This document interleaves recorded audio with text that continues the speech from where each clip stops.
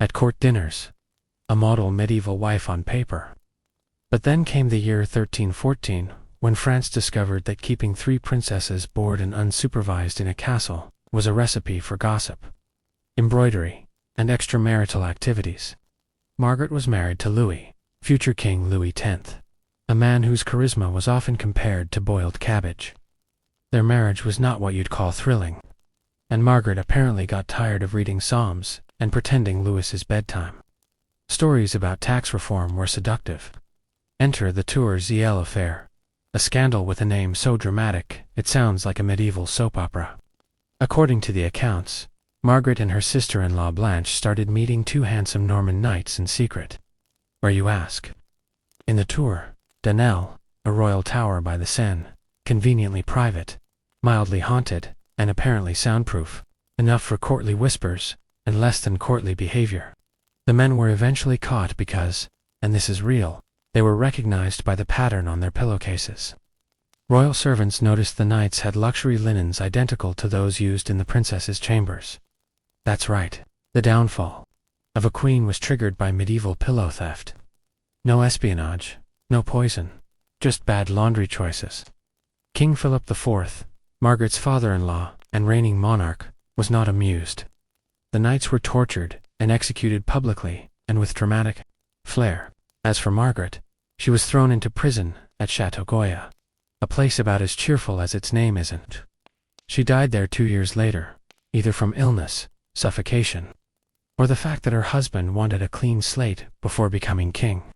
Medieval history is fuzzy on the details and suspiciously quiet about whether the pillowcases were returned. Margaret's crime wasn't politics, witchcraft, or treason. It was being a little too charming in the wrong tower, with the wrong men on, the wrong linens. And in medieval France, that was enough to get you erased.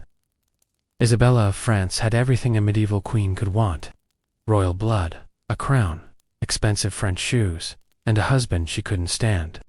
She married Edward II of England in 1308. He was tall, handsome, and more emotionally available to his male favorites than to his wife, which in a royal marriage was complicated.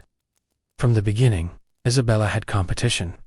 Edward was already very attached to one Piers Gavariston, a charming knight with a flair for fashion and the political tact of a fruit bat. Edward gave him titles, land, and the kind of attention most wives had to work years to get. At the coronation banquet, Gaveston wore more jewels than Isabella. She noticed. Gaveston was eventually exiled, recalled, exiled again, and then beheaded by annoyed nobles who were deeply unimpressed with his eyeliner and smugness. Isabella might have shed a royal tear, or not, but just when you think the marital drama peaked. Edward replaced Gaveston with Hugh Despencer, a man so greedy and unpopular he made Gaveston look like a picnic. Despencer wasn't just in the king's bedchamber. He was in the treasury, the council, and every single noble's bad dreams. He exiled Isabella's allies, seized her lands, and insulted her in public. Bold strategy, insulting the queen, historically unwise. By 1326, Isabella had had enough. She took her son, the future Edward III, and fled to France under the pretense of diplomacy. There she met Roger Mortimer, a nobleman with a rebellious streak, strong jawline, and a very available marriage status. Together, Isabella and Mortimer launched a full invasion of England. Yes, really. A queen invaded her own country, with a boyfriend and a teenage son in tow. It worked. Edward was captured and deposed. And then the rumor started. Edward II died. In prison under mysterious circumstances. One particularly graphic rumor suggests a red-hot poker was involved. Most historians now consider that an exaggeration, but still, Isabella's hands were not exactly clean. She ruled England as regent for several years, sharing power and probably blankets with Mortimer until her son got tired of watching and overthrew them both. Isabella was sent to a comfortable retirement, because even a rebellious queen needs a break eventually. She entered as a wife. She left as a legend. Agnes of Navarre was born into poetry, politics, and passive-aggressive dynasties. As the daughter of a king and sister to a troubadour queen, she was raised in a world where words were sharp, alliances sharper, and who redefined scandal long before tabloids. So before you get comfortable, take a moment to like the video and subscribe, but only if you genuinely enjoy what I do here. And let me know in the comments where you're tuning in from and what time it is for you. It's always fascinating to see who's joining us from around the world. Now, dim the lights, maybe turn on a fan for that soft background hum, and let's ease into tonight's journey together. Joanna of Naples was crowned in 1343, and almost immediately decided that royal protocol was more of a suggestion than a rule. Where others saw tradition, she saw opportunity, and where others saw one husband, she saw several. She married 4 times, which in medieval noble circles wasn't that unusual. Except Joanna made a bit of a habit of outliving her husbands, sometimes suspiciously quickly. Her first, Andrew of Hungary, didn't make it out of year 1. He was found hanging from a window in what was officially labeled an unfortunate accident. Unofficially, people had questions. Joanna had none. Now, there's a particular legend that gives Joanna her infamous reputation. It said she had a trapdoor built beneath her bed, a rather creative solution for ending a date when words just wouldn't do. After a night of royal intimacy, the floor would allegedly open beneath her partner, sending him tumbling into the castle. Moat. Efficient, dramatic, and quite possibly made up by a very bitter ex.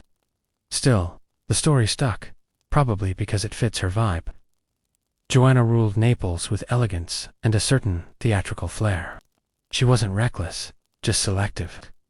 Some called her charming, others called her dangerous. A few called her both, while backing slowly out of the room.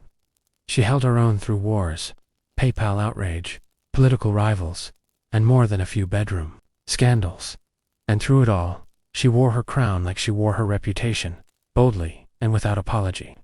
By the time she died, strangled, possibly by one of her many enemies or allies, it's hard to tell.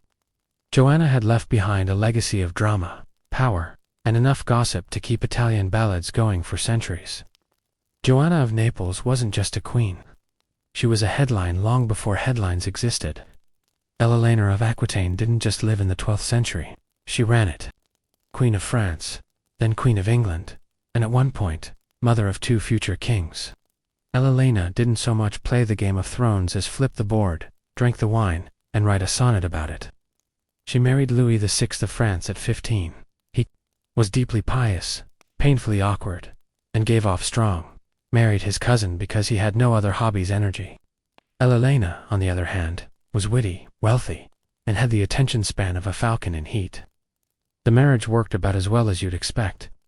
Louis dragged her on the Second Crusade to the Holy Land, a romantic getaway if you enjoy marching through deserts in full armor, and watching your husband cry at relics. Eleanor brought fine clothes, musicians, and possibly a soft spot for her handsome uncle, the Prince of Antioch. Rumors swirled. Louis frowned a lot. The marriage died quietly over a cold supper in Damascus. After the annulment, practically sprinted back to Aquitaine and remarried, this time to Henry Plantagenet, the future King of England. He was 11 years younger, red-haired, and wildly unpredictable. In short, her type. Their marriage produced 10 children, multiple wars, and one of the most passive-aggressive households in European history. But Eleanor wasn't just birthing future monarchs. She was holding poetry contests. At her court in Poitiers, she championed courtly love, a new genre that encouraged noble ladies to be adored from afar by hopeless knights with emotional problems and good cheekbones. Of course, no one followed the from afar part. It was all stolen glances, lute playing, and long walks that ended behind tapestries. Eleanor's court became the go-to destination for nobles with more passion than impulse control. When Henry's wandering, I got tired of monogamy and of Eleanor. She responded the way any good mother would, by helping her son stage a full rebellion against him. He was not amused. She was placed under castle arrest for 16 years, which for Eleanor just meant more time to write letters, sip wine, and plot vengeance through her children. Margaret of Burgundy wasn't the kind of queen you'd expect to cause a national scandal. She ticked all the right boxes: royal bloodline, properly married to the heir of France, looked great in fur-trimmed gowns, and didn't openly poison anyone. well-placed romantic affair could fix almost anything, or ruin everything. She became Queen of Aragon through marriage to King James II's grandson. Which sounds nice until you realize her new husband, James IV, was already halfway to lunacy, and not the fun, artistic kind. More like the wakes up screaming, and accuses the curtains of treason kind. Agnes responded to this situation the way any self-respecting medieval noblewoman with no options would, by turning her affections elsewhere, quietly, repeatedly, and with an apparent eye for variety. Her list of alleged lovers included knights, courtiers, musicians, and possibly a monk who was terrible at vows. She was charming, cultured, and fluent in the language of flirtation, which in the court of Aragon was more useful than knowing Latin, probably more dangerous too. Of course, secrets don't stay secret long, in castles with stone walls and bored servants. Rumors began to swirl, and before long, her love life was more popular reading than the Psalms. Now, to be clear, Agnes never officially got caught, no public trial, no confession under duress. But people did start dying around her quietly, conveniently, a rival here, a gossipy maid there, and one unfortunate courtier who apparently tripped into a very full moat. Was she behind it? Well, never know. But the kitchen staff reportedly started locking the spice cabinets when she passed by, just in case. Eventually, her husband died. Shockingly, not by her hand. And Agnes retired to a convent, not out of guilt, mind you, just tradition. Convents were where noble women went to read, pray, and quietly outlive their scandals. She never remarried, possibly because no one was brave enough to ask. Or because she finally found peace among nuns who didn't ask nosy questions. Agnes of Navarre left behind no heirs. But she did leave a legacy, a whisper in court, a rumor in the corridors, and a warning in every love poem that ended too suddenly. Joanna of Castile was a princess by birth, a queen by title, and a walking cautionary tale about getting way too emotionally attached to your spouse. She married Philip the Handsome of Burgundy. And no, that wasn't just a nickname. He was actually considered the medieval equivalent of a heartthrob with flowing blonde hair, impressive calves, and the kind of smirk that suggested he never once did the dishes. Joanna, for all her royal training, fell hard. Theirs was a passionate marriage until it wasn't. Philip was charming, ambitious, and allergic to monogamy. He cheated constantly, subtly at first, then with the kind of reckless abandon usually reserved for poorly written romance novels. Joanna, not one to take betrayal lightly, responded with fits of rage, interrogations, and according to some sources, a few attempts at hair-pulling diplomacy. But things took a strange turn when Felipe suddenly dropped dead in 1506, allegedly from drinking cold water after a game of ball. Yes, that was an actual explanation. Even for the 16th century, it was suspiciously vague. Joanna was devastated, not the usual black veil and move on kind of devastated, the dig up the body and carry it around kind, which she did for months. She ordered the coffin opened repeatedly to make sure no one had stolen his body. She kissed his dead lips. She even refused to let any women near the corpse in case they got ideas. Apparently, even in death, Philip was considered a flight risk. Joanna traveled across Castile with the coffin, stopping at monasteries, insisting on sleeping next to it. And according to some rumors, possibly even with it, the chroniclers got vague right around that part. Whether out of respect or sheer discomfort is unclear. People started whispering. Couriers panicked. Her father Ferdinand eventually declared her insane and locked her in a convent for the next 46 years. A record even among emotionally intense queens. Now, was Joanna truly mad, or just a grief-stricken woman clinging too tightly to the one man who truly let her down? Historians debate it, but either way, she remains one of the few medieval queens known more for her post-mortem romance than for anything she did with the living. First things first, no, Catherine the Great did not die while attempting intimacy with a horse, but the fact that we even have to say that should give you an idea of how wild her reputation became, and how hard the 18th century gossip machine worked overtime once she annoyed the right number of people. Catherine was technically outside our medieval range, but she earns her spot here on sheer scandal density alone.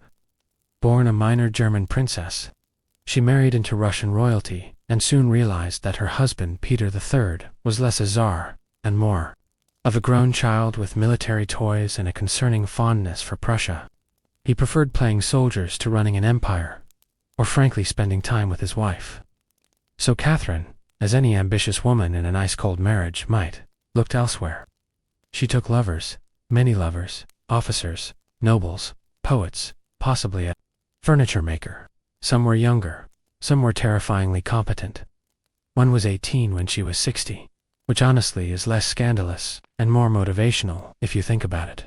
But Catherine wasn't reckless. She was calculating.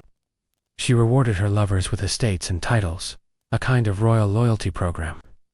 Impressed the empress, and you walked away with land and maybe a nice pension. Failed to impress? Well, there's always exile. Now, back to that rumor. Sometime after her death, malicious enemies, or very bored aristocrats, spread the tale that Catherine died while attempting intimate relations with a horse. The rumor was so absurd, so anatomically implausible, that it should have died immediately. It didn't. Why?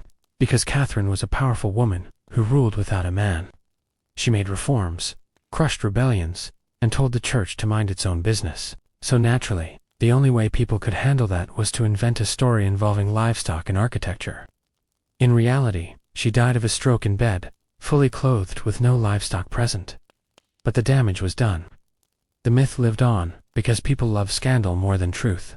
And Catherine, who was already scandalous enough in life, became downright legendary in death. She may not have slept with a horse, but she absolutely wrote history like she owned it. If you thought medieval queens just sat around doing embroidery and sighing by candlelight, allow us to introduce Fred Ogan of Neustria, a woman who believed strongly in marital duty, royal dignity, and stabbing her enemies in the neck. Born a servant, Fred Ogan rose through the ranks with the kind of efficiency that usually requires either extreme charisma or a body count.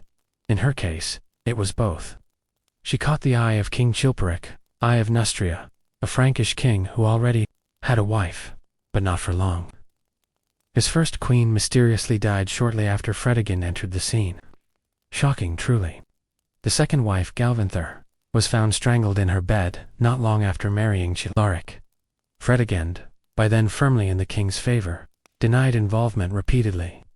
With that classic, I may be holding a pillow, but that doesn't prove anything tone. Once married to Chilperic herself, Fredegund didn't calm down. She escalated like a lot. She was known for keeping a knife under her pillow. Not symbolically, literally. This was a woman who treated bedtime like a potential crime scene. Political rival poisoned. Bishop says something rude. Disappears mysteriously. Servant gets too gossipy. Oops, dead again. Her feud with Brunhilde of Australasia, her sister-in-law, became the stuff of legend. The two women spent decades waging what was essentially a royal mean girls' war, but with more assassinations. Fredegund once sent a hired killer to murder Brunhilde's son during Mass. Subtlety was not her strong suit. Even after her husband's own very suspicious assassination, Fredegund ruled as regent for her son, Clothar II. She handled diplomacy, crushed rebellions, and probably stabbed at least one more person during a dinner party. She wasn't just feared. She was respected, mostly out of fear. And yet somehow she died peacefully in bed, which feels like a clerical error in the grand script of her life. Fredegund didn't just sleep with knives. She was the knife, sharp, cold, and always ready. She makes most other queens on this list look like they were playing with wooden spoons. Anne Boleyn wasn't born to be queen. She was born to be noticed. Smart, stylish, and fluent in the delicate art of eyebrow archery. She knew how to command attention in a room full of powdered men who thought Latin made them irresistible. She showed up at the English court in the early 1500s like a fashionable storm, not conventionally beautiful, according to some accounts, but magnetic in that I'm smarter than you and I know it kind of way. King Henry VIII took one look at her and promptly forgot he already had a wife. Unfortunately for Queen Catherine of Aragon, Anne wasn't interested in just being the king's mistress. She aimed higher, like crown-level higher. Henry pursued her for years, wrote love letters that were equal parts obsession and teenage diary, and tore the country in half just to marry her, literally. He created the Church of England so he could annul his marriage and slide a ring onto Anne's very ambitious finger. That's not romance. That's state-sponsored seduction. Once Queen Anne Boleyn was not content to sit quietly and pop out airs. She was sharp-tongued, opinionated, and openly disliked by half the court. Mostly because she said what she thought and didn't faint at flattery. She also had a habit of teasing Henry in public, which, while amusing, was a bold move, considering his track record with wives. And then came the problem. No son, just one daughter, Elizabeth, who would later rule England like a boss. But at the time, was a major disappointment to a king obsessed with male heirs. Suddenly, Anne's flirtatious charm wasn't charming anymore. Rumors started. Affairs with courtiers, incest with her brother, witchcraft, adultery. Most of it was absurd, even by Tudor standards. But Henry was bored and looking for an exit, preferably one with a blade. She was arrested, given a trial that would have made a kangaroo blush, and executed by a French swordsman, specially imported for the occasion. Because if you're going to murder your wife, at least be classy about it. Anne Boleyn lost her head, but not her legacy. She remains the queen who played the long game, won the throne, and lost everything. All because she dared to say no before she said yes. Some queens rise through scandal, some through seduction. And then there's Christina, of Denmark, who rose through self-preservation and the ability to deliver a verbal slap without smudging her lipstick. She was born into Danish royalty in 1521 and married off young. Standard procedure in the 16th century where teenage girls were basically walking diplomatic treaties in velvet gowns. Her husband, the Duke of Milan, died shortly after, leaving Christina a widow at age 16, which for a noblewoman was kind of the dream. Wealth, independence, and nobody trying to explain taxes to you over dinner. Enter Henry VIII, recently single, extremely impatient, and already one wife down, and Boleyn was still cooling off, so to speak. Naturally, he sent a portrait painter to capture Christina's likeness and assess her suitability. And Christina, being politically savvy, and not at all eager to become wife number 3, or target number 3, looked at the proposal and famously replied, "If I had 2 heads, I would happily put one at the disposal of the King of England." That's not just a rejection. That's a roast that should be carved into marble. Henry was reportedly not amused. He still pursued her for a while because nothing says romance like ignoring a diplomatic insult and pushing forward with marriage, negotiations anyway. Christina, however, remained firmly unenthusiastic, possibly because she enjoyed breathing. Instead of becoming Queen of England and possible execution number 3, Christina chose a much safer route, marrying a duke who didn't behead people over breakfast. She lived comfortably, ruled wisely, and kept her neck attached for the rest of her life, which, historically speaking, is a win. She later acted as a regent, dabbled in military strategy, and continued to collect portraits because sometimes it's nice to be admired without a proposal from a man with a sword fetish. Christina never made it to the English throne, but her quote became legendary. She's proof that sometimes the most powerful move isn't taking the crown. It's dodging it entirely, preferably while delivering a line so cutting it leaves historians giggling. 500 years later, Maria of Portugal started her royal journey like many noble women of her time. Reluctantly married to a man twice her age, expected to smile politely, and ideally produce an heir without asking too many questions. She married Alfonso, 11th of Castile, a king with battlefield glory, an ego the size of Toledo, and a mistress he openly preferred, not just behind closed doors. He flaunted his lover, Leonor de Guzman, like a trophy wife with a better backstory. Maria, understandably, was less than thrilled. She gave him a legitimate heir, the future Peter the Cruel, while Leonor gave him 10 illegitimate ones and got most of the royal affection, perks, and housing benefits. After Alonso's death, Maria finally got her moment. She returned to Portugal with her teenage son, Peter, and did what any bitter, sidelined queen might do: obsessively cling to her boy like he was both emotional support and revenge strategy. Historians politely call it overprotective. The less polite ones raise their eyebrows and point to the strange intensity of their relationship. Peter grew up, fell in love, and married his longtime mistress, Inés de Castro. Maria did not approve. Some say it was because Inés was of lower nobility. Others say it was because she didn't want to share Peter with any woman who wasn't Maria herself. Either way, things escalated fast. According to one dramatic version of events, Maria encouraged Inés's assassination, and Peter, after Inés was murdered, responded by declaring her his wifely, digging up her body, placing it on the throne, and forcing nobles to kiss her rotting hand. You know, a completely measured royal response. Did Maria actually mastermind the killing? Maybe, maybe not. But her name was definitely whispered behind palace curtains for years.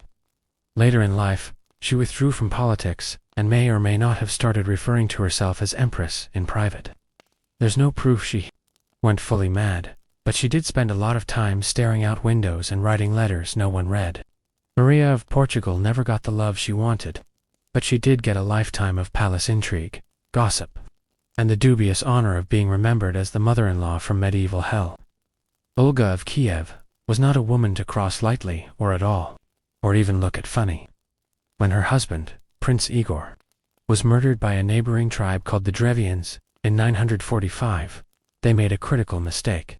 They assumed his widow would quietly mourn and then accept a marriage proposal from the Dravian prince, as if the woman whose husband they just tied to trees and ripped in half would be in the mood for wedding cake. Olga smiled, nodded politely, and told them she'd consider it. Then she'd burned them all. First she invited the Drevian envoys to her court. While they relaxed in their boats, she had them carried, boats and all, into a massive pit and buried alive, a strong opening move. Then she sent word to the Drevlians to send more noble suitors. When those arrived, she offered them a bathhouse to freshen up before meeting her. Once they were inside, she locked the doors and set the place on fire. Still not done, she traveled to the Drevian capital, asking for a funeral feast in honor of her late husband. They threw a massive party. She got them drunk, and then her soldiers killed around 5,000 of them. It was less a feast and more of a blood-splattered TED Talk on why you don't mess with widows from Cove. But the piece de resistance. The birds. When the Drevlians finally retreated and begged for mercy, Olga told them she'd stop the siege if each household gave her 3 pigeons and 3 sparrows. Reasonable, they thought, humane. Even Olga then tied sulfur-soaked cloth to each bird's leg, lit them on fire, and released them. The birds naturally flew home into barns, thatched roofs, and wooden homes. The entire city burned down in a single synchronized firestorm. All brought to you by Team Avon Vengeance. Olga eventually converted to Christianity and is now a canonized saint, proving that even history has a sense of humor. One minute you're burning cities with pigeons, the next you're a holy symbol of piety and wisdom. Olga didn't flirt, poison, or plot in whispers. She just annihilated. And somehow, she still made the sainthood list. Lucrezia Borgia never technically wore a queen's crown, but don't let that fool you.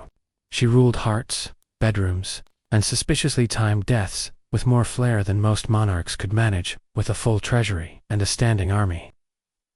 Born in 1482, the Bora family, which is already a red flag, Lucretia was the daughter of Pope Alexander VI. Yes, Pope. You'd think a celibate man of God wouldn't have children. But the Borgias operated under their own interpretation of scripture, mostly involving nepotism and Renaissance-level thirst. Lucrezia was married off several times as part of political alliances.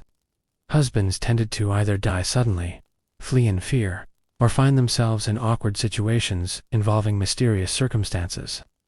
One poor soul, Giovanni Forzer, claimed he was pressured to annul their marriage due to non-consummation. In other words, the family publicly declared he was too boring in bed for Lucrezia's standards. Subtle, they were not. And then there were the rumors. Oh, the rumors. That she wore a hollow ring, filled with poison. That she had an affair with her brother Chur. That she gave birth to a child whose parentage was listed as unknown. Possibly even the Pope himself. Medieval gossip didn't dabble in subtle implications. It sprinted straight. into full-blown soap opera territory. Was any of it true? Probably not, but that didn't stop the whispers. Lucrezia was beautiful, intelligent, fluent in multiple languages, and knew how to throw a party, which in 15th century Rome meant orgies, politics, and maybe a little light homicide for flavor. Despite the chaos surrounding her, Lucretia later settled into a quieter life as Duchess of Ferrara. She ran a successful court, supported the arts, and spent more time reading poetry than plotting murders. It's almost disappointing, like watching a lion take up gardening. But the legend of Lucretia never died. The Borgia name still drips with scandal, and she remains its most glamorous ghost, equal parts reality and very well-dressed myth. In the end, Lucretia's greatest weapon wasn't poison or seduction, it was ambiguity. And history, as always, ate it up. Wutian began her imperial career, the traditional way, as a teenage concubine to Emperor Taoang of the Tang dynasty. She was one of many, pretty, polite, and quietly observant. She also played the long game like it was a board sport with no rulebook. When the emperor died, Wu, like all concubines without children, was sent to a Buddhist convent to live out her days in quiet reflection. Wu reflected, then plotted, then re-emerged. She somehow caught the eye of the next emperor, Taoang's son, Gyazum. Yes, she seduced her former stepson. Yes, that's exactly as awkward as it sounds. She returned to court, this time with upgraded ambitions and significantly fewer illusions about loyalty. Once she became empress, Wu began clearing the imperial court like it was spring cleaning with execution warrants. Rivals removed, political threats exiled, framed, or turned into cautionary tales. Even her own children weren't safe. She was rumored to have smothered her infant daughter just to frame the previous empress. That might sound extreme, but Wu didn't dabble in subtlety. She preferred results. Eventually, when Emperor Gaozong fell ill, Wu ruled through him, around him, and in spite of him. After his death, she made her next bold move, becoming the first and only woman to declare herself Emperor of China in her own right. She didn't rule from behind a veil or through a regent. She sat on the throne, wore the robes, and signed the decrees. The Confucian scholars had a collective breakdown. Wu did not care. Under her reign, the empire thrived. Agriculture improved. Education expanded. The civil service grew. But so did the number of accidental deaths at court, and mysteriously silent dissident. And yes, the rumors followed. Secret lovers, sexual manipulation, murder by golden box, orgies in the palace. You name it, someone accused her of it. A woman in power couldn't possibly be competent, they reasoned. It had to be sex magic. Wu ignored them all. She died in her 80s. Rare for an empress. Rarer still for a woman who ruled directly for over 40 years and made it look easy.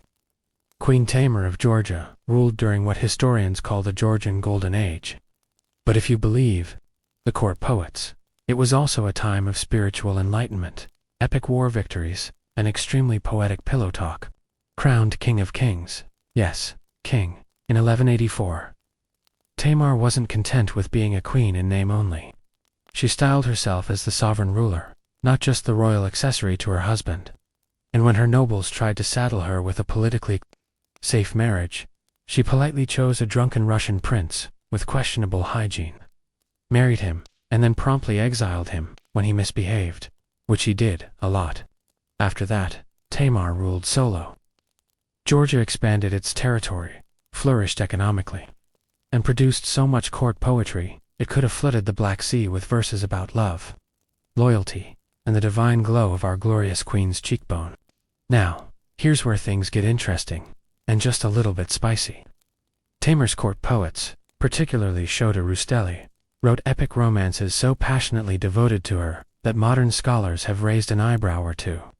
His The Knight in the Panther's Skin tells the story of a queen who rules all men, inspires blind devotion, and may or may not resemble Tamar, with slightly more metaphor, of course. None of this proves anything, but rumors do linger that Tamar may have enjoyed more than just literary admiration from the men and possibly women at her court. Whispers about private retreats, discreet companions, and late-night conversations that didn't involve state policy float through medieval sources like delicate smoke no one wants to name. Despite the flirtations of history, Tamar was canonized as a saint after her death, which is impressive considering her reign included leading crusades, crushing rebellions, and allegedly sending ex-lovers off to monasteries for spiritual reflection. She died peacefully, surrounded by loyal nobles, and enough theological justification to make even the most poetic rumors fade quietly into myth. Tamar didn't need scandal to be remembered. But the possibility of one, that's what keeps her fascinating. If you think Christmas ends on December 25th, you'd be laughed out of a medieval tavern. Back then, the real party was only just beginning. In the Middle Ages, Christmas lasted 12 full days from the Nativity, on December 25th, all the way to the Feast of the Epiphany, on January 6th. And each of those 12 days had its own meaning, customs, and excuses for indulgence. The first day, Christmas, itself, was solemn and sacred. But don't let the incense fool you. After weeks of Advent, which was basically medieval Lent, with fewer snacks and more waiting, Christmas unleashed a flood of feasting, music, and merrymaking. The poor got to eat meat. The rich threw banquets that could bankrupt a small monastery, and the ale flowing like the Danube. The 12 days weren't just an extended dinner party. They were spiritual, theatrical, and frankly chaotic. Each day had different saints to honor. December 26th was St. Stephen's Day, when people gave food and charity to the poor. Think proto-Boxing Day, but with more piety and fewer sales. December 28th was Holy Innocents' Day, a commemoration of the children slain by Herod, where some traditions even called for children to rule the household for the day. Yes, the kids were in charge, and that never ends well. By the time January 1st rolled around, the Feast of the Circumcision, everyone was too full, too drunk, and too tired to do much more than stumble through a Latin hymn and grab another roasted goose leg. But they pushed through to January 6th, Epiphany, which marked the visit of the Magi. That's when the 12th night came into full swing with masks, disguises, and the kind of role reversal where peasants played kings and kings pretended to enjoy it. For medieval folk, Christmas wasn't a single morning of wrapping paper and sugar crashes. It was a nearly 2-week blend of sacred devotion, rowdy excess, and social topsy-turvy. And if you weren't still partying well into the new year, were you even celebrating? Forget pine trees and plastic Santos. A medieval Christmas looked more like a pagan woodland rave than a cozy Hallmark special. Instead of tinsel, they decorated with ivy, holly, bay leaves, and mistletoe, all evergreen plants symbolizing eternal life, repurposed from earlier pagan winter solstice traditions. If it stayed green in December, it was getting hung on a wall. The real centerpiece, however, was the boar's head. Not just as dinner, but as decoration. Picture this. A roasted pig's head with an apple in its mouth, paraded into the great hall on a silver platter, accompanied by minstrels singing the Bee's Head Carol. Because nothing says Merry Christmas like a severed pig's face, making eye contact with your guests. And speaking of halls, homes weren't cozy little cottages.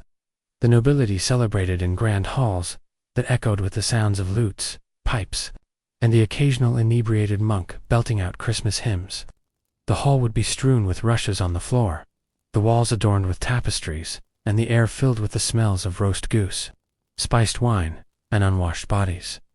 Festive, in the absence of Christmas trees, which didn't really catch on. In Europe, until the early modern period, people got creative. Ivy and holly weren't just tossed around randomly, they were symbolic. Holly, with its sharp leaves, was thought to represent the crown of thorns worn by Christ. Ivy, clinging and twining, symbolized the faithful's dependence on God. It was a theological houseplant arrangement. Mistletoe, on the other hand, was a bit racier, associated with fertility in Norse myths. It wasn't always church-approved, but that didn't stop medieval revelers from hanging it in doorways. If you stood beneath it, tradition dictated you could be kissed, often forcibly. The church didn't love that part. But let's be honest, the medieval church didn't love a lot of things, and people still did them. So if you walked into a medieval manor during Christmas, it would feel part holy sanctuary, part bacchanalian forest feast. Evergreen boughs hanging from the rafters. Candles flickering on long wooden tables.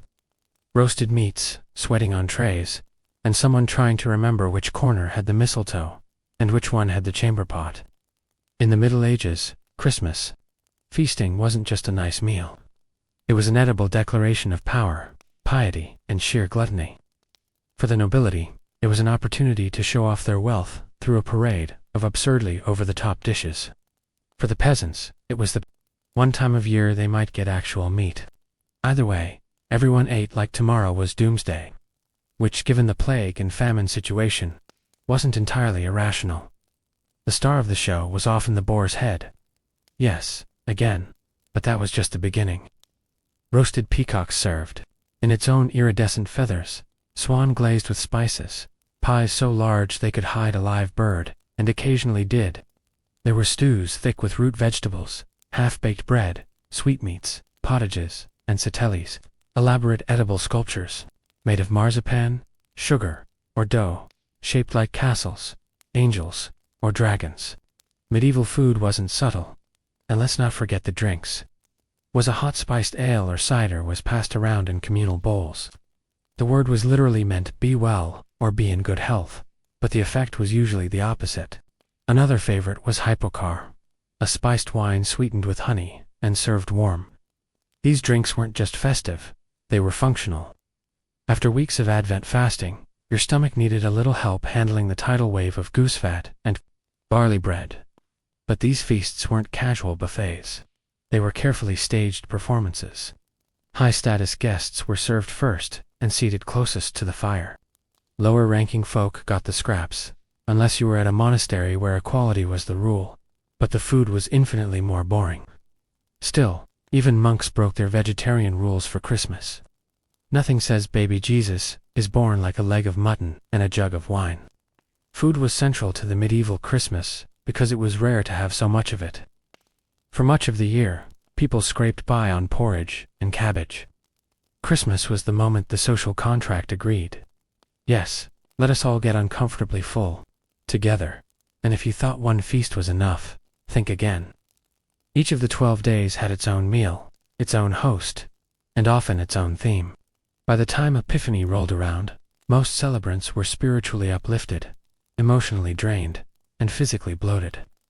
If you think modern Christmas gets a little chaotic with family drama and overcooked turkey, the Middle Ages said, "Hold my watch." Enter the Lord of Misrule, a real position often filled by a fool, a servant, or some mischievous cleric chosen to oversee the Christmas revelries.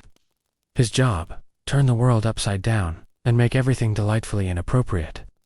The Lord of Misrule was the human embodiment of holiday madness. For the duration of the 12 days, he might preside over mock court sessions, where people were tried for ridiculous crimes, like stealing sausages, or having an ugly hat. His court was filled with jesters, musicians, and other agents of mischief. This was licensed anarchy wrapped in bells and tinsel. During his reign, hierarchies could be reversed. Servants gave orders. Students punished teachers. Choir boys dressed as bishops.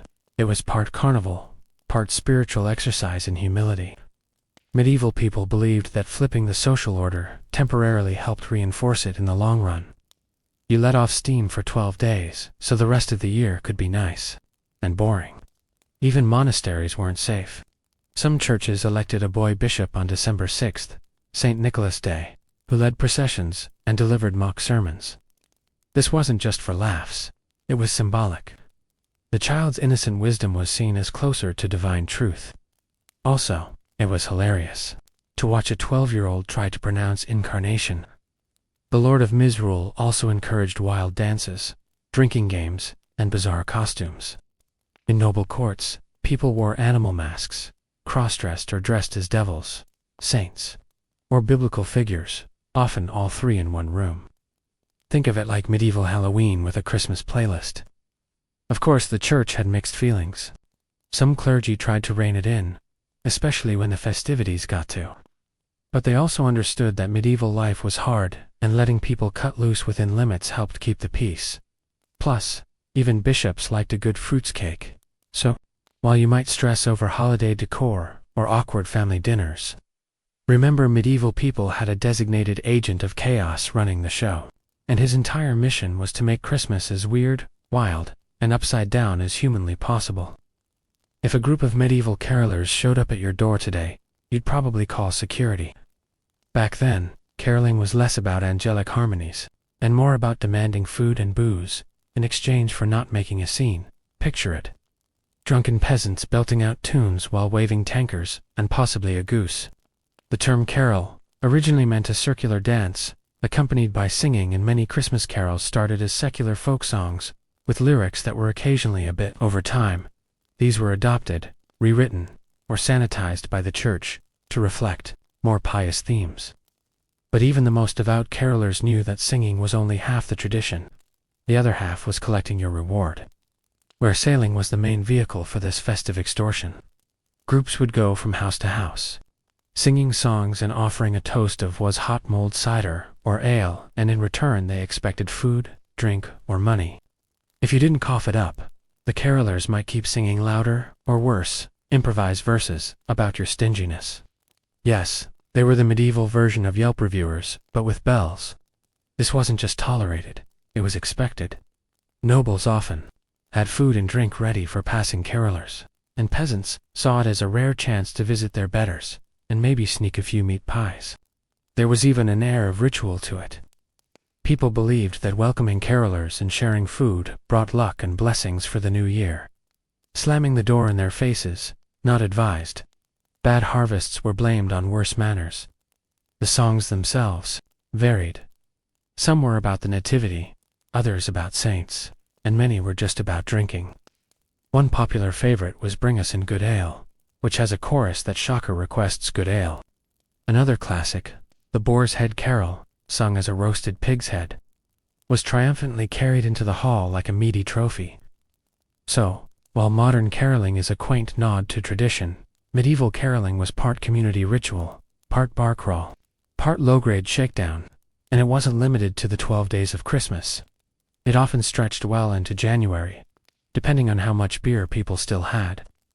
Before scented candles and electric fireplaces, there was the oulé log, a hunk of real, unapologetically massive timber dragged into the hall and set ablaze with almost religious ceremony.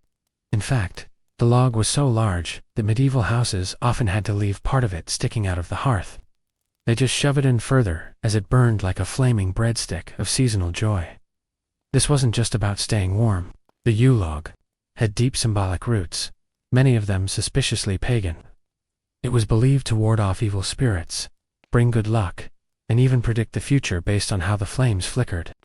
The ashes were often saved and spread on fields for fertility, or kept in the home to protect against lightning strikes. Yes, lightning. Medieval logic was part magic, part superstition, and 100% committed. Lighting the log was a big deal. Often they used embers from the previous year's oulé log, a tradition that symbolized continuity, prosperity, and let's be honest, fire safety anxiety. To light it with new fire was bad luck, like hitting shuffle on your family's Destiny playlist. You wanted that slow, familiar burn. The log itself was chosen with care. Sometimes a whole tree was selected in advance and chopped down specifically for the occasion. Wealthy households might decorate it with ribbons, greenery, or even dust it with wine. It was meant to last all 12 nights of Christmas, and if it went out too early, bad omen. Hope you didn't like your livestock too much. Gathering around the oulé log was a social event. People would drink, sing, tell stories, and roast chestnuts. It turned the hearth into the literal and metaphorical center of Christmas life. Kids were told tales of what might crawl down the chimney if they misbehaved, while adults passed around mugs of wassail and swapped gossip with a side of pork. Though the oulé log tradition has mostly vanished, except in cake form, it once symbolized warmth, community, and the magical suspension of rules that Christmas brought. It was, in short, the medieval version of Netflix and a crackling fireplace, but with fewer marshmallows and more goats. When it comes to Christmas presents, medieval folks would be confused by wrapping paper, bows, and Amazon wish lists. Gift-giving did exist, but it wasn't the central event it is today. and it certainly wasn't on Christmas Day. That honor usually went to New Year's Day or Epiphany. January 6th, depending on local custom and which saint you were trying to impress, and forget the one big present idea. Gifts tended to be symbolic rather than extravagant. A noble might gift a falcon or a book. A servant might receive gloves, food, or, if they were lucky, a coin. Children might get nuts, apples, or, if someone was feeling generous, a toy carved from wood gold-plated Xbox. Not quite, but hey, nothing says I love you like a handful of walnuts. Games, however, were another story. The medieval 12 days of Christmas were practically invented for rowdy entertainment, ranging from dice and card games to full-blown outdoor sports that usually ended with someone in a ditch. Hoodman blind, a version of blind man's bluff. Hot. Cockles, which involved blindfolds and slapping, don't ask. And wrestling matches were common. If it involved competition, mild violence, or theatrical flair, it made the holiday cut. Board games also had their place. Chess was popular among the nobility, as was alqueer, a precursor to checkers.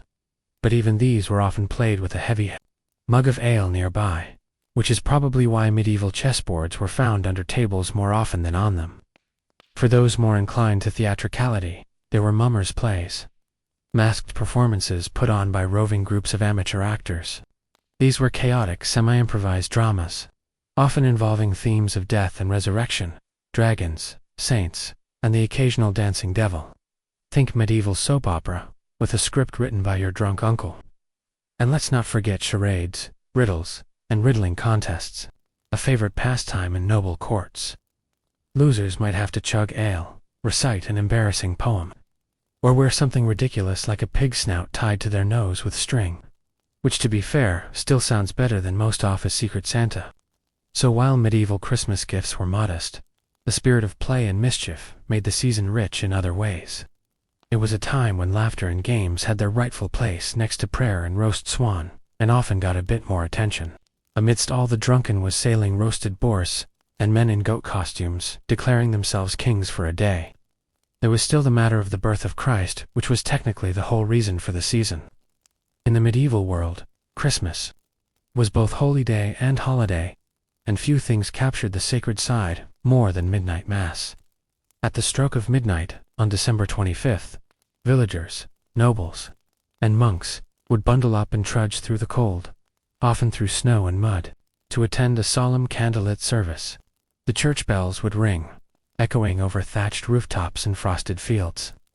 Inside the church was transformed, filled with incense, flickering candles, and evergreen branches woven into garlands. If you were lucky, a choir might chant in Latin. If you were really lucky, the choir boys wouldn't be hungover from sneaking ale the night before. Midnight Mass was one of 3 masses celebrated that day. Yes, 3. The first at midnight symbolized Christ's eternal birth from the Father. The second at dawn represented his birth from the Virgin Mary. The third in broad daylight celebrated his birth into the hearts of believers. In short, triple the symbolism, triple the sitting on cold stone benches. These services were not quick affairs. Gregorian chants, processions, readings in Latin.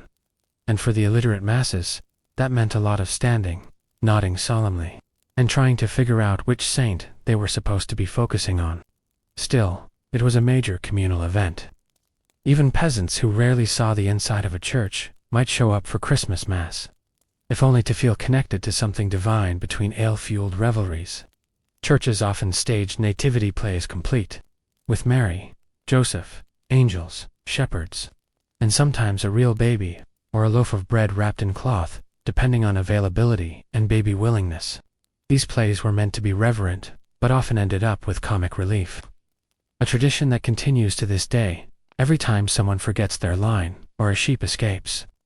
In a world where life was unpredictable, brutal, and short, Christmas Mass offered something transcendent, a moment of peace, awe, and light in the darkest part of the year.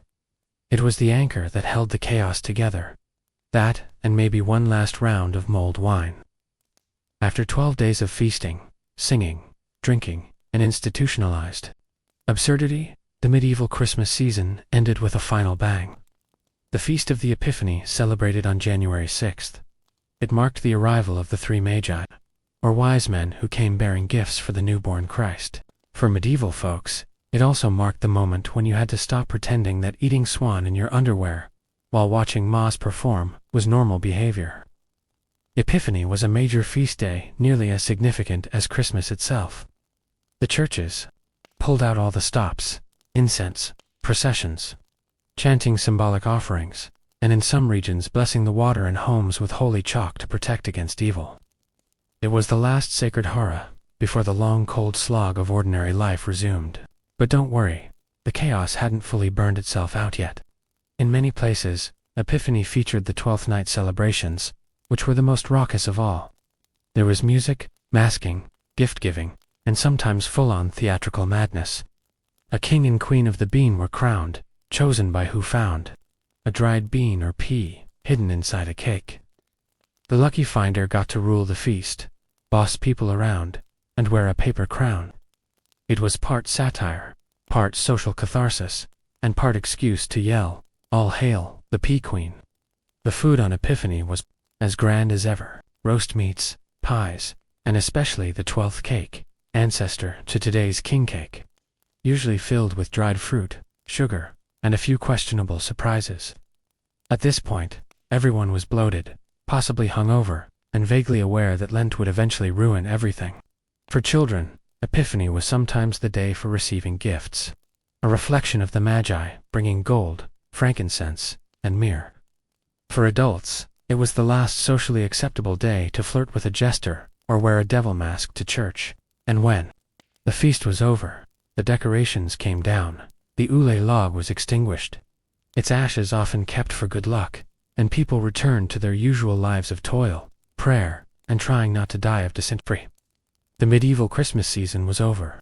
12 days of inverted order, holy reverence, drunken misrule, and communal joy, gone until next year. But what a ride it was. Before Christmas, before Ule logs and gingerbread men, there was Saturnalia, the Roman festival so rowdy and upside down that it makes modern holiday office parties look like silent prayer, held in honor of Saturn, the god of agriculture, time, and generations. Saturnalia was a festival of reversal, chaos, and celebration. And it all began on December 17th. In theory, Saturnalia started as a simple religious observance. The Temple of Saturn on the Capitoline Hill was the central stage. Priests offered sacrifices, unveiled the statue of Saturn, which was usually bound in wool, and let the god run free. But by the time the Republic gave way to empire, the ritual had exploded into a citywide week of licensed misbehavior. Shops and schools closed. Public business ground to a halt. Courts refused to hear cases. Even the Senate found more excuses than usual not to show up. No wars were declared. No battles fought. For once, the Roman machine paused, and everyone took a deep breath before diving headfirst into drunken feasting, dice games, and cross-dressing. And here's the fun part. The Romans loved role reversals. Masters served slaves. Senators wore silly hats. Everyone swapped their togas for colorful leisure wear called synthesis. Basically, ancient party robes. Even the usually rigid Roman class system got a temporary makeover. Freedmen mocked their patrons. Women played men in street skits. Slaves sat at banquets while their owners waited on them, all while pretending the world had always been this way. This wasn't just tolerated. It was ritualized chaos, sanctioned by the gods themselves. Homes and public buildings were decorated with garlands, wreaths, and candles. There were no solemn hymns, only laughter, music, and the clatter of dice rolling. On marble, people gave gifts, wax figurines, gag presents, and small tokens, called siglaria. The Roman equivalent of Secret Santa Rogue, Saturnalia wasn't merely indulgent. Was Rome's way of pressing pause on the imperial rat race and letting people breathe. Eat, gamble, mock the rich, and pretend, just for a few days, that time belonged to Saturn, not Caesar. If you were a Roman slave, there was one time of year when you could finally kick your feet up, sip some wine, and bark orders at your master without fear of being flogged. That time was Saturnalia. During this wild week of role reversal, the social order was flipped on its head, and no tradition captured that better than the moment masters served their slaves. It wasn't just symbolic. This was a full-blown, ritualized inversion of power. Slaves could dress like free citizens, speak freely, crack jokes at their owner's expense, and even dine at the same table, or in many households at the head of it. Meanwhile, their masters were expected to serve them food and wine, play the fool, and generally pretend they didn't run the empire the other 358 days of the year. Some households took it further, holding mock elections to name a king of Saturnalia, often chosen from among the slaves. This temporary monarch had the power to command ridiculous tasks: sing a song about a goat, drink 3 cups of wine while standing on one leg. Think of it as a cross between a jester and a dictator, except with more garlands and fewer consequences. Was it all in good fun? Yes, but it was also deeply political and cathartic. In a society built on inequality, Saturnalia offered a rare moment for the powerless to push back, even if only in jest. For slaves, this wasn't just entertainment. It was relief, a temporary break in the grinding monotony of servitude. For masters, it was a reminder that their power was not divine. It was tolerated, fragile, and maybe a little ridiculous when viewed from the bottom up. Of course, the illusion didn't last. After the festival ended, the roles snapped back like a cruel rubber band.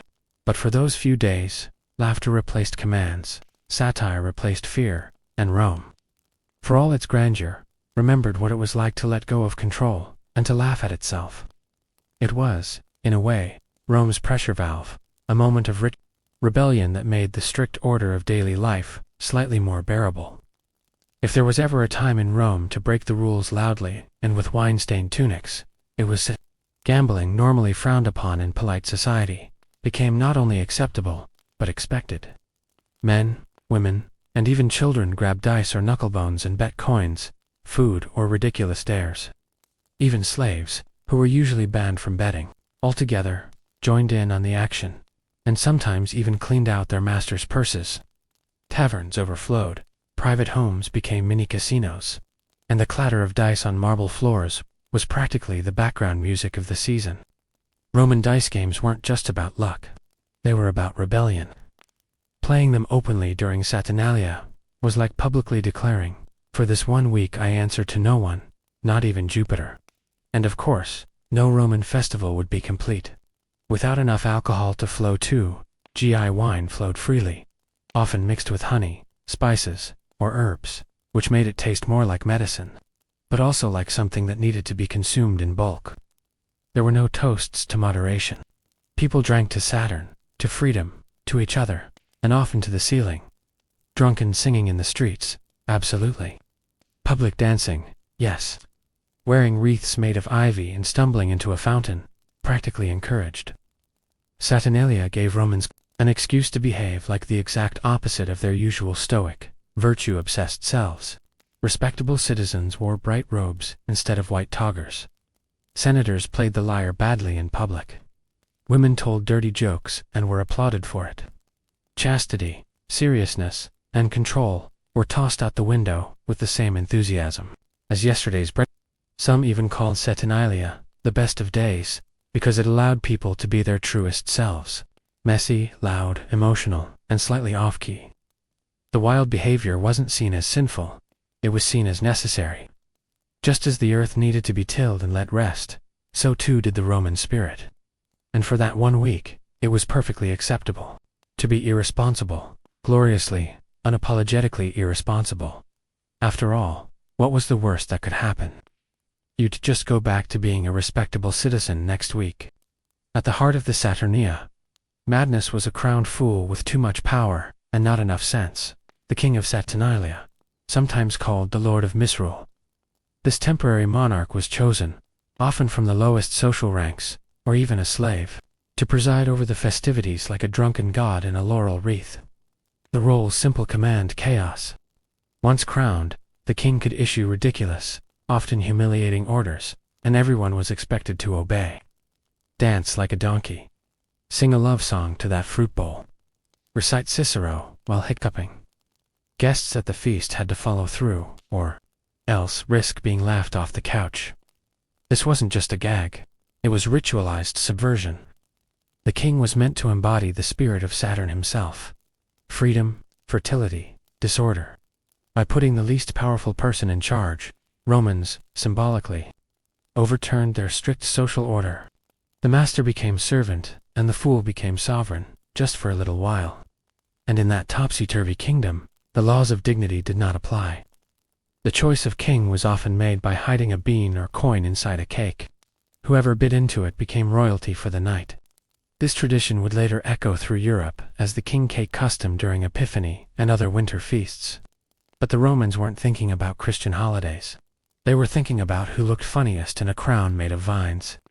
Sometimes, the role carried a darker tone.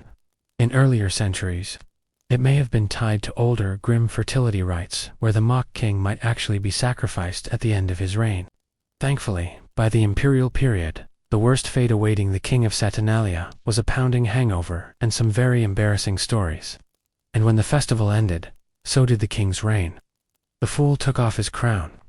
The servants went back to serving, and the absurdity faded into memory, leaving behind only laughter, leftover wine, and perhaps a slightly bruised ego. Still, for that brief moment, a slave could command a senator, and all of Rome would cheer. If you thought giving socks for Christmas was disappointing, try receiving a wax figurine shaped like a turnip. Welcome to Saturnia gift-giving, where the presents were cheap, funny, and absolutely overflowing with chaotic charm. Unlike the lavish gift-giving of today, Saturnalia gifts called sigillaria were small, personal, and often downright silly. These were little wax or clay figurines, joke items, trinkets, or even edible goodies like nuts, dates, and pastries. Some gifts were meant to flatter. Others were designed to mock, and a few were clearly last-minute grabs from the nearest market stall. It wasn't about extravagance. It was about symbolism and sentiment. The gift said, "I acknowledge you. I celebrate with you. And here's a tiny wooden foos for luck." Yes, phallic charms were popular Saturnalia gifts believed to bring fertility, protection, and laughter. Probably not safe for your off-fix Secret Santa. Romans loved gifting candles, too, symbolizing light, returning after the darkest days of the year. Think of them as the ancient version of seasonal affective disorder lamps.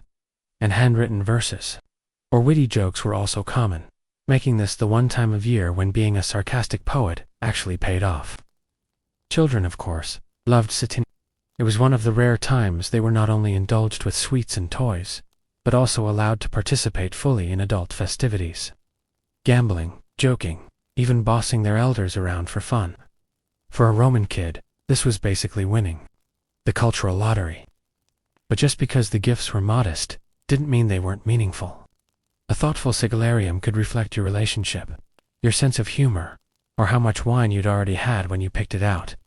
Some aristocrats even used it as an excuse to hand out favors or cash to clients, a gesture of generosity, disguised as tradition.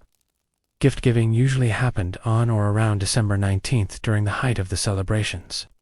And much like today, it came with stress, expectations, and the occasional passive-aggressive response.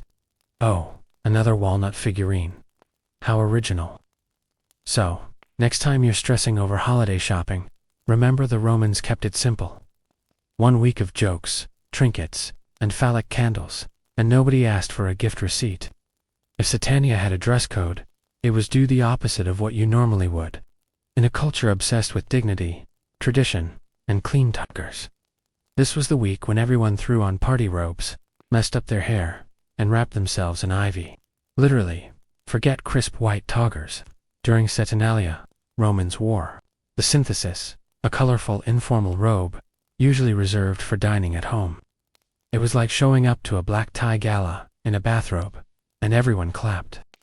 Paired with a pallius, a floppy cone-shaped cap symbolizing freedom. This outfit was the ancient equivalent of holiday pajamas, and a Santa hat. The decor matched the mood. Homes, temples, and even shop fronts were covered in garlands, greenery, candles, and hanging wreaths. Evergreen branches symbolized life in the darkest days of winter. Ivy and holly, yes, the same stuff we use now, made appearances. Saturnalia wasn't just wild, it was surprisingly aesthetic. But while everything looked festive, there was an undercurrent of mischief. Romans took this opportunity to gently, or not so gently, mock the gods, the Senate, and each other. Sacred symbols were parodied. Processions featured men dressed as Jupiter or Bacchus, behaving like drunken fools. One, Saturnia, even saw a mock triumph parade featuring a donkey wearing a laurel crown. Why? Because Saturn said so. Even religion got flipped on its head. Saturn's statue, usually bound in woolen cords to symbolize restraint, was symbolically freed during the festival. He was released from his bindings, just as the people were released from theirs, from work, from roles, from the usual grind of Roman life. And let's not forget the songs and chants which filled the streets with equal parts joy and mild blasphemy. Saturnalia tunes ranged from silly drinking chants to bawdy parodies of traditional hymns. Think caroling but with more wine and less theology. It was, in essence, a holy festival of unholiness. For 1 week, order was mocked, rules were relaxed, and everyone played pretend, not to tear society down, but to remind themselves that life didn't always have to be serious. Even in the heart of the Roman Empire, joy had a place. It's easy to look at Saturnia and see nothing but drunken dice games and toga-based karaoke. But beneath the chaos, there were ancient sacred roots, and they were surprisingly serious. Saturnalia wasn't invented by the Romans just to party. It evolved from deep agricultural and religious traditions tied to Saturn, one of Rome's oldest and most complex gods. Saturn was more than just the god of farming. He represented a mythical golden age, a time when humanity lived in peace, equality, and plenty. There were no kings, no slaves, no wars, just free people farming fertile land under a just and generous deity. In that version of history, Saturn ruled with wisdom and the world was fair.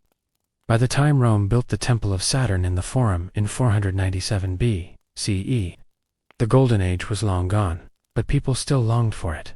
So once a year they tried to bring it back. Saturnalia was a ritual reenactment of that perfect past. For 1 week, hierarchy was suspended, wealth was shared, and laughter replaced law. It wasn't just about mischief, it was spiritual nostalgia. The festival always began with a sacrifice at Saturn's temple, followed by a public banquet in front of it. Anyone could join, regardless of status. Priests unveiled Saturn's statue, unbinding the woolen ropes that normally restrained it all. This act of freeing the god symbolized the loosening of cosmic and social order, and served as the divine permission slip to go absolutely feral for the next 7 days. Even the date was significant. Late December marked the winter solstice, the darkest time of the year. Saturnalia welcomed the sun's return with light, fire, greenery, and joy. The candles that Romans gifted each other weren't just practical. They were symbols of hope and rebirth. So, while Saturnalia may have looked like an excuse to get drunk in public and shout at statues, it was also a sacred reminder, a glimpse, fleeting and chaotic, of the world as it once was, or might be again. A world without class, without oppression, where freedom reigned and the gods walked among the people. When early Christians started carving out space for their own winter holiday, they faced a problem. Saturnalia was incredibly popular.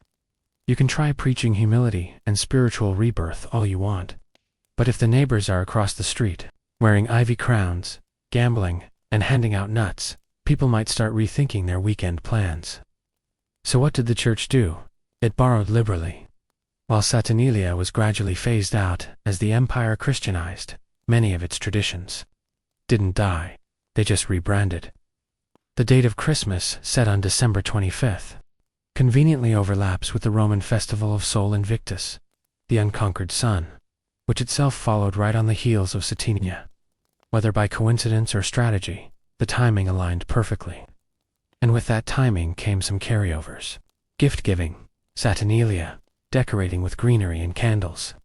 Saturnalia wearing silly hats and reversing roles and pageantses. Saturnia again. Even the boisterous communal feasting found its way into medieval Christmas celebrations, minus the public nudity most of the time. In fact, some early Christian leaders were furious about the overlap. They condemned believers for treating Christ's birth like a pagan party. St. Augustine famously warned against Christians celebrating with drunkenness and dancing. Spoiler alert, nobody listened. By the Middle Ages, elements of Saturnalia had merged seamlessly into Christmas customs. The Lord of Misrule, in English Christmas, a direct descendant of the Saturnia king. The Twelfth Night revelry, straight out of Roman winter feasts, and the tradition of exchanging gifts on or around Christmas was deeply rooted in the old Roman practice of handing out sigillaria during the festival. Even today, some Saturnalia echoes still linger in the chaotic family dinners. The laughter, the feeling of time off, and the idea that for a short while we all deserve joy and a bit of disorder. When the final dice clattered across the marble floor, the last goblet of wine was drained, and the king of Saturnalia stumbled off his makeshift throne, the Roman world faced a sobering truth. Saturnalia was over. As quickly as the chaos had begun, order snapped back into place. Masters reclaimed their authority. Slaves returned to their stations. Togas replaced the colorful synthesis robes, and Roman seriousness returned like a parent turning the lights on at a teenager's party. It was a jarring transition. The week had allowed everyone from senators to slaves to revel in freedom, mock power, and live without consequence. But Rome, for all its decadence, thrived on structure. And Saturnalia was never meant to destroy that structure, only to release the pressure that built beneath it. Like steam from a bathhouse, it had to be let out before the walls cracked. The end of Saturnia also marked the symbolic return of Saturn to his bindings. The god statue at the temple was once again tied with woolen cords representing the reestablishment of discipline, control, and cosmic order. The Golden Age was packed up like a party decoration, not gone, but definitely postponed for another year. For the average Roman, the aftermath came with a hangover, literal or spiritual. Some returned to their routines reluctantly, nursing sore heads and emptier purses after too many wages. Others seemed relieved, eager to restore social roles that had temporarily dissolved. And for slaves, Saturnalia was bittersweet, a rare taste of dignity and joy, followed by the return to chains. Writers like Seneca noted the excesses, while others like Macrobius documented the deeper meanings. They knew Saturnalia was more than indulgence. It was a reflection of Rome's strange genius. The ability to uphold authority while mocking it, to rule an empire while giving it 1 week to act like a drunken toddler. And yet Saturnalia never truly vanished. Even after the rise of Christianity and the fall of the Western Empire, its spirit lingered, evolving, blending, transforming into the very DNA of our modern winter holidays. Because every civilization, no matter how disciplined, needs a little chaos. And every calendar, no matter how strict, needs a week when the world turns upside down and laughs at itself. Pushed to the margins when suspicions rose. A healthy baby and mother meant celebration. A stillbirth or hemorrhage that could turn her from healer to suspect. People in the 1200s to 1400s didn't understand germs or uterine rupture, but they did understand blame. And if a woman died, someone had to carry it. Still, the midwife endured. She navigated superstition as deftly as she handled breech births, a charm against the evil eye here, a whispered prayer to Saint Margaret there. She might draw a protective circle with chalk, or place a knife under the bed to ward off spirits. She didn't believe in magic, not exactly. But she did believe in anything that might help. She was always on call. No rest, no luxury, just urgency, sweat, and the quiet pressure of being the first to touch a life or the last to see it leave. And yet she was never the story's heroine. She was its anchor. Uncredited but unshakable. There were no textbooks, no classrooms, and certainly no medical diplomas waiting at the end. To become a midwife in the 13th or 14th century, a woman learned the craft the same way she might learn to bake bread or mend a roof, by watching, helping, and eventually doing. It was an apprenticeship not of theory, but of lived, often traumatic experience. Usually, a young girl would begin her training by shadowing an older midwife, a mother, aunt, or respected elder in the village. She started by preparing the birthing room, stoking the fire, boiling water, laying out clean cloths. Then she watched, not from the back of the room, but up close, watching a woman groan and sweat and scream as new life tore its way into the world. It wasn't sanitized. It was real, loud, bloody, and terrifying. And for many young girls, that was the moment they either committed or turned back forever. If she stayed, she would soon be helping directly. Cleaning the baby, tying off the cord, applying herbs to the mother's torn flesh. Slowly, under the older midwife's guidance, she'd learn to recognize danger. The way a mother's breath changed. Before she fainted from blood loss, or the ominous silence that meant a baby hadn't taken its first breath. It was an oral tradition. Nothing was written down, especially not in Latin, which most women couldn't read anyway. Midwives passed knowledge like folklore, wrapped in stories, warnings, and superstitions. Don't cut the cord before the afterbirth comes, one might say. Put rosemary under her pillow to keep the devil away. Every piece of advice came from somewhere, and often it worked. Her first solo birth would be a baptism by fire. If the mother lived, if the baby cried, if the bleeding stopped, only then would she start to earn trust.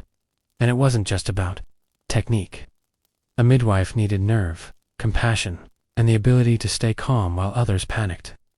She didn't have the luxury of uncertainty.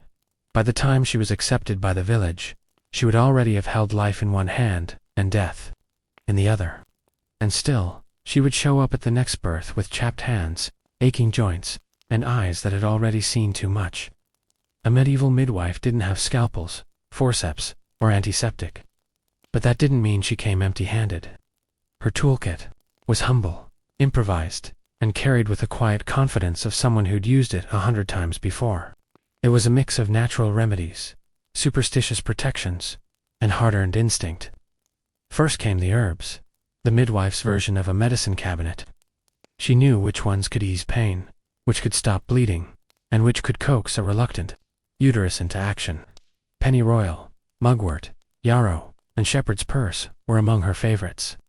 Boiled into teas, ground into poultices, or burned for their aroma, each plant had its place. Some were genuinely effective, others more symbolic, but they were all part of the ritual. She carried swaddling cloths, often soaked in vinegar or wine to disinfect. Not that anyone in the 13th century understood bacteria, but they had noticed that wine seemed to help.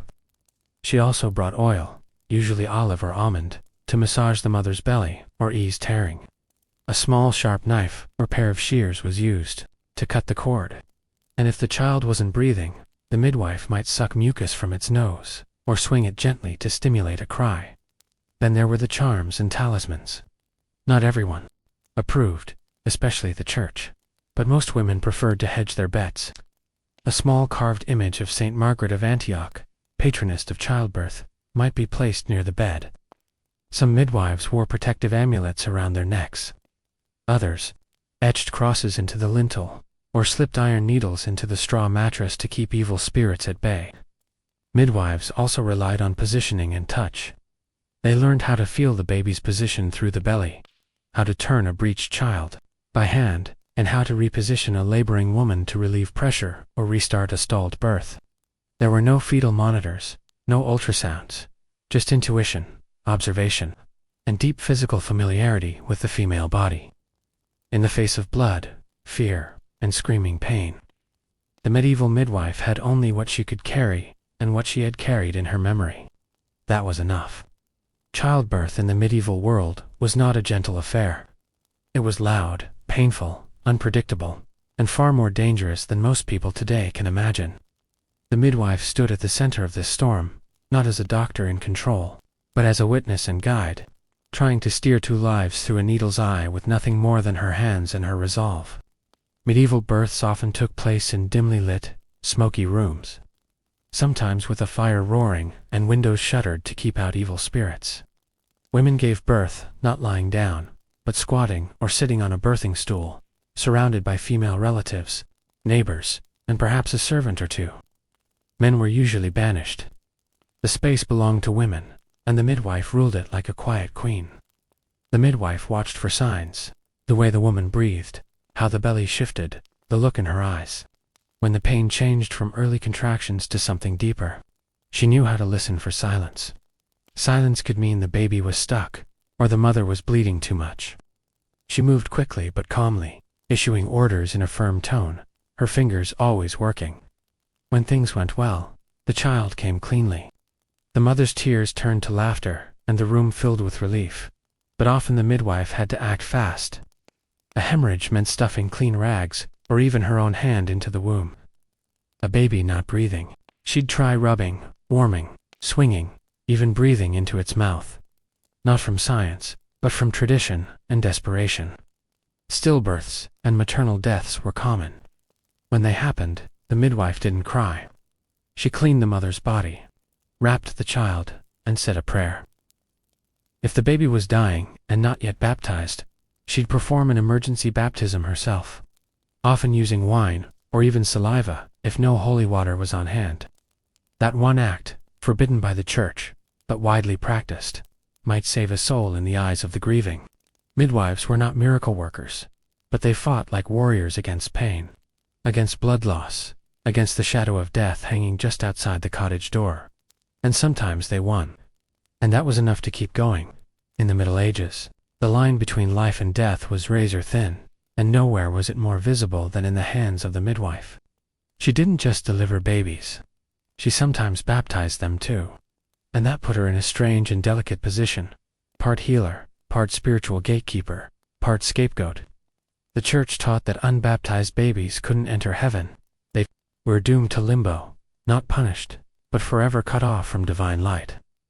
In towns where a priest might be several miles away, or unreachable during a long winter night, the midwife was the only one present to act. And so if a baby emerged blue or not breathing, she would sprinkle wine, water, or even her own spit on the child's head and murmur the sacred words.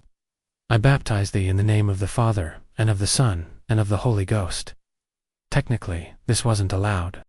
Baptism was a priest's job, but practically everyone looked the other way. It was better to save a soul than follow every rule. Still, the midwife's actions came at a price. If the baby died, baptized or not, and especially if the mother also, past suspicion often followed. People might whisper, did she use the wrong herbs? Did she delay the birth? Was she in league with darker forces?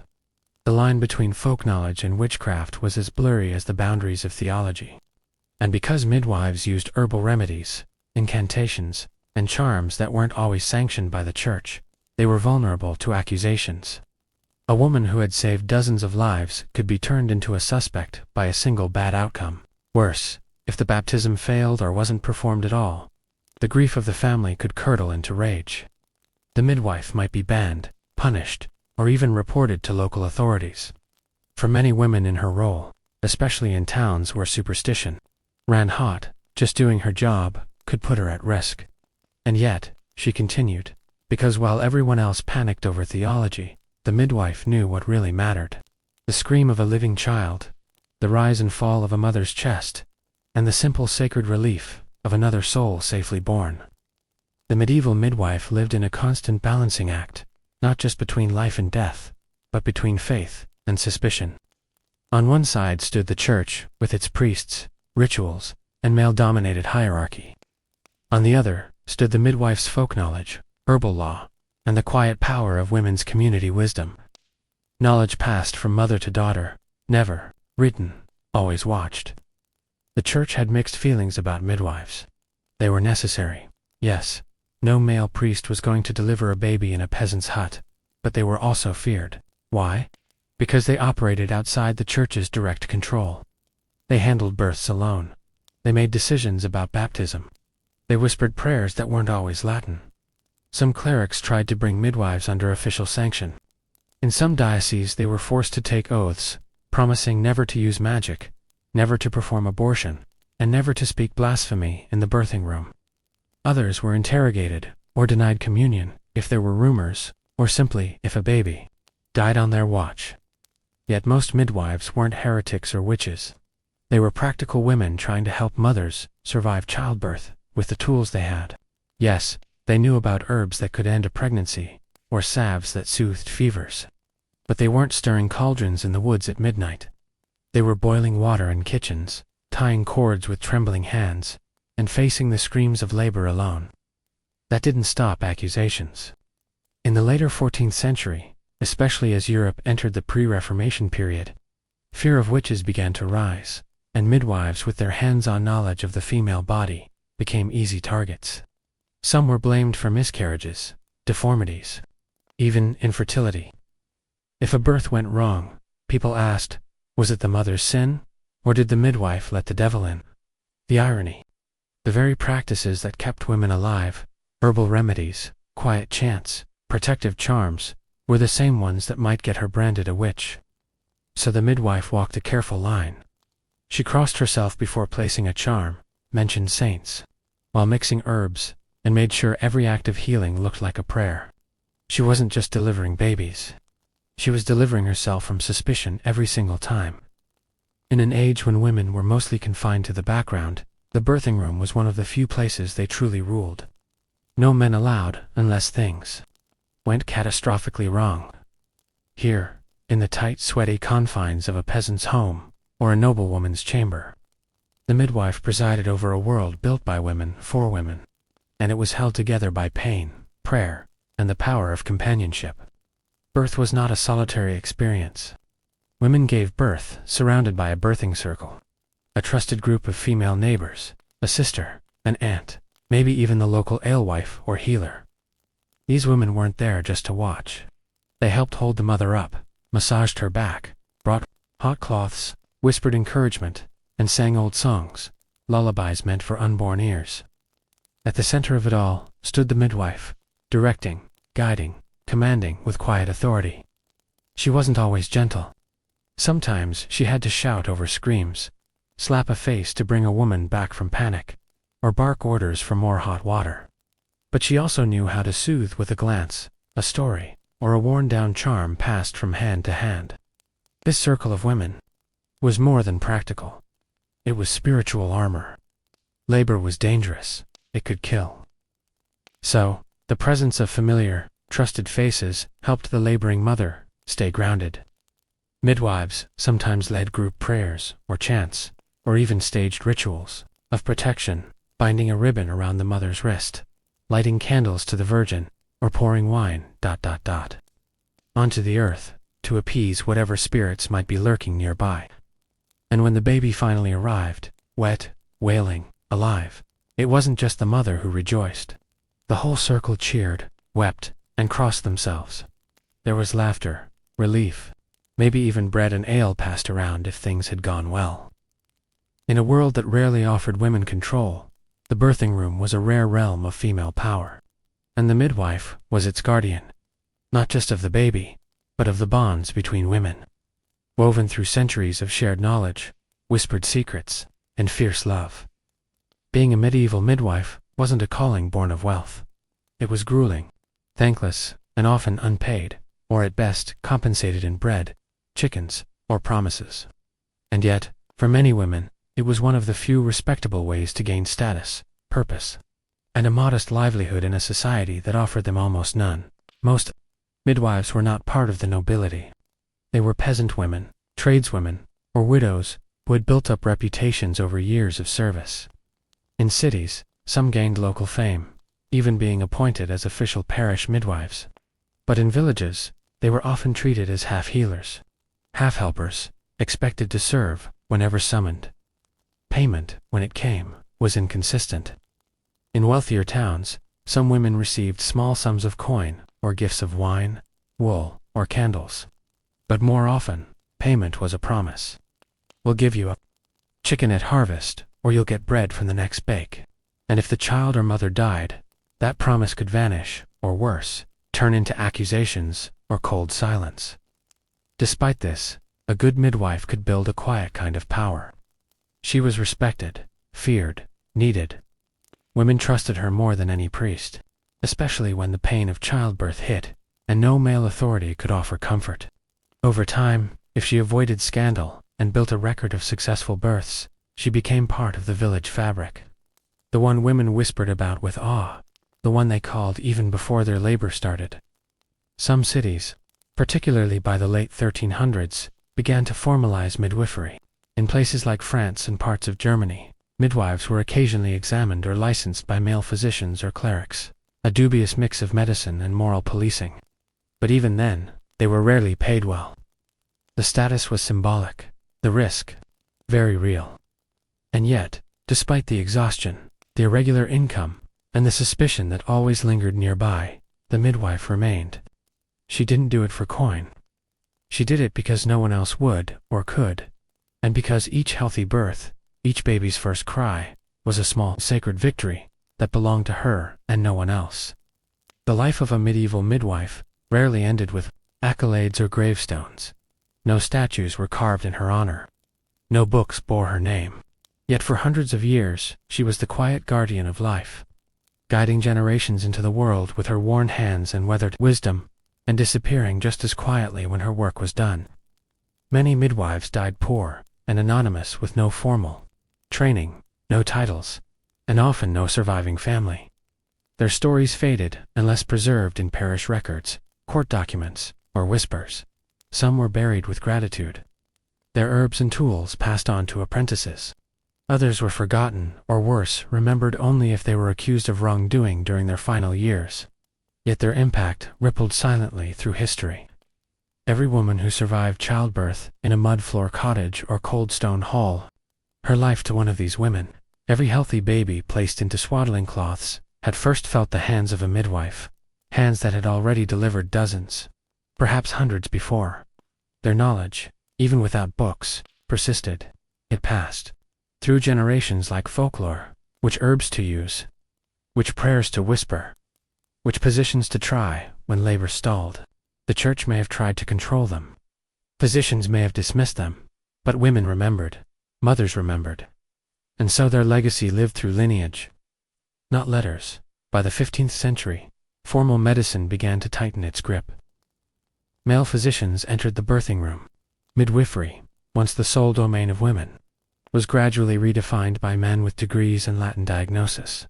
Many midwives were pushed aside, sometimes literally, sometimes by law. And in the centuries to come, the midwife would become a figure, both romanticized and erased. But in the 1200s to 1400s, she was still the center of the storm. She walked through the blood and fear, the superstition and screams, and brought new life into the world. Not because she was invited by history, but because she was needed by life itself. And even though we don't always know their names, we remember what they did quietly, repeatedly, bravely.